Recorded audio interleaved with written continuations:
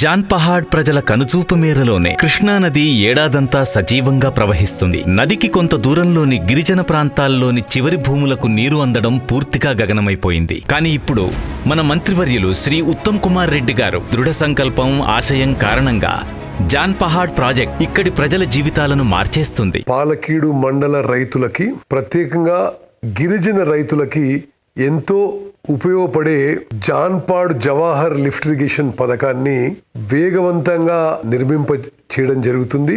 దీని ద్వారా జాన్పాడ్ చెరువు నింపడమే కాదు, దగ్గర పట్ల గ్రామాల్లో ఒక 10,000 ఎకరాలకి నీళ్లు కూడా ఇవ్వడం జరుగుతుంది.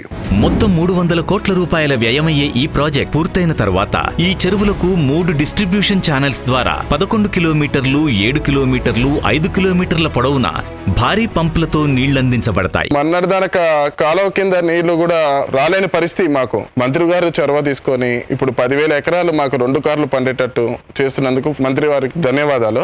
ఇక్కడి 14 గ్రామాల భూముల్లో 2 పంటలు పండించుకోవడానికి పుష్కలమైన నీరందించి రైతన్నల జీవితాల్లో ఆనందాలను తీసుకురాబోతున్నారు. ఇది కేవలం నీరు ఎత్తిపోసే యంత్రాంగం కాదు, ఇది ఎండిన పొలాల గుండెల్లోకి ఆశను నింపే ప్రవాహం.